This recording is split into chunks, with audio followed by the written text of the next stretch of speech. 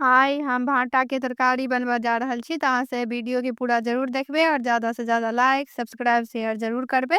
त हम छोटका वाला भाँटा द लेलहुँ हँ। तो छोटका छोटका भाँटा छै, ओकरा खूब बढ़िया से धो के ल लेलिए हँ, साइड में राख देलिए। एत दूटा आलू हम छील के ल लेलिए हँ, पानी में राख देने छलिए जे कारी नहीं होय। तो दूटा आलू ल लेलिए हँ, एकरा फेर से काट के पानी में ल लेबे। त लंबे लंबे एकरा पातर पातर क के काट ले के छै।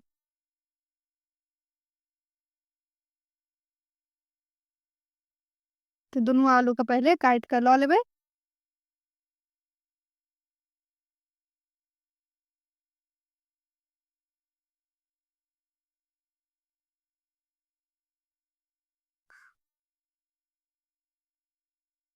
तो दोनों आलू के हम काट लेलिए हँ, तहिना क के काट के ल ले के छै।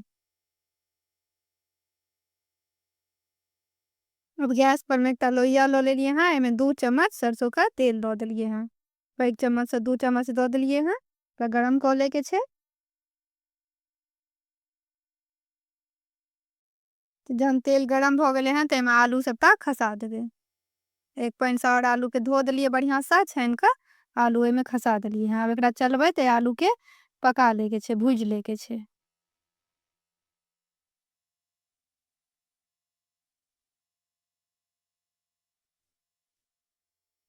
तो बीच बीच में आलू के चलबैत रहबे, जखन तक आलू पका रहल छियै तखन तक इम्हर बैगन के सेहो काट लेबै। त आगाँ पीछा दुनू तरफ से काट के मुठी के हटा दे के छै। आ बैगनों के लंबा लंबा में काट ले के छै। ध्यान राखब कि बीज वाला नहीं हुआ। बिया वाला जे भाटा रहत तो स्वदगर नहीं बनत।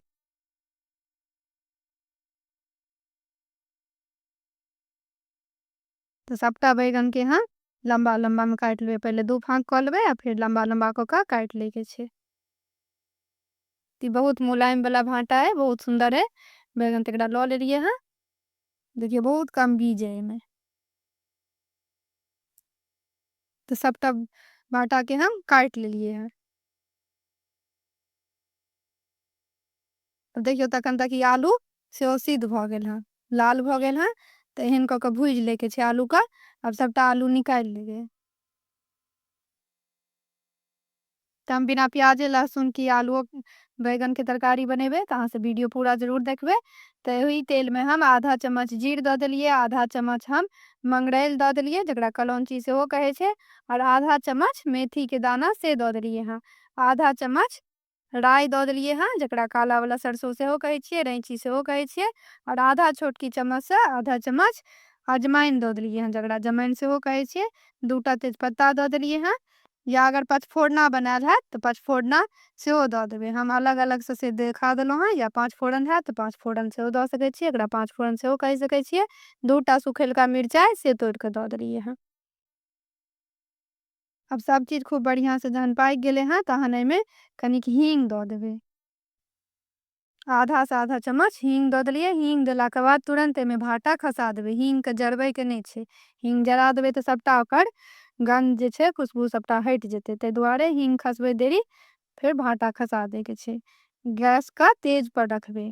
आँच कम नहीं करे के छै, तेज आँच पर कनी भाटा के भूज लेलिए हँ। जहन भाटा कनी भुजा गेले हँ, तहन एमे आलू खसा देलिए हँ। और फिर से ई आलू भाटा के चलबे पकबे के छै।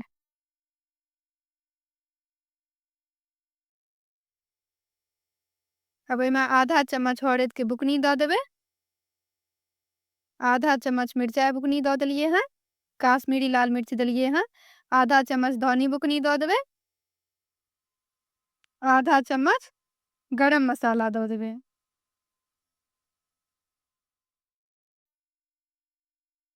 स्वाद अनुसार नून दे के छै, ते 1 चम्मच हम छोटकी चम्मच से नून द देलिए।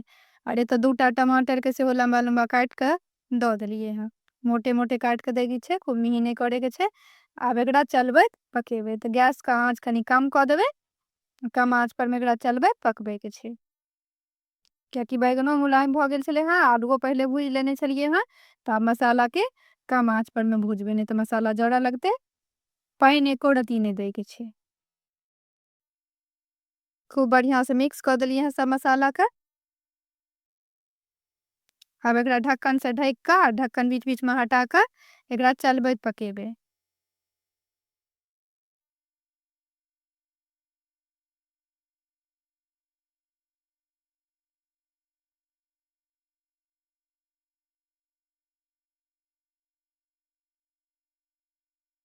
फेर से चला देबै, फेर से झाँपि देबै।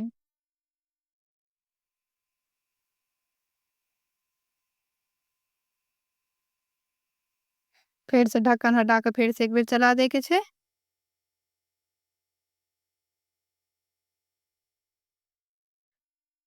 हल्के हाथ से चलेबै नहीं तो बैगन सब सबटा टूटि जायत। अब एहिमे आधा चम्मच हम भूजल जीर के बुकनी दऽ देलियै हँ। आधा चम्मच आमचूर्ण के पाउडर से दऽ देलियै हँ।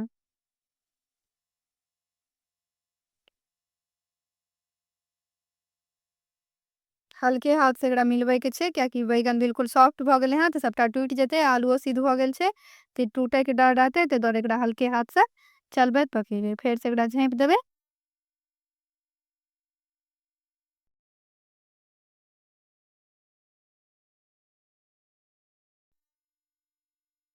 2 मिनट फेर से पका लेलियै हँ एहिमे जीरा पाउडर और अमचूर पाउडर देलाके बाद।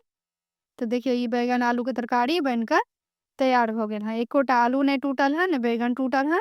बहुत चटपटा बहुत स्वदगर बनकर तैयार भेल है। तो एक बेर अहाँ सब जरूर बनाएब और ए वीडियो के ज़्यादा से ज़्यादा शेयर करबै, सब्सक्राइब करबै।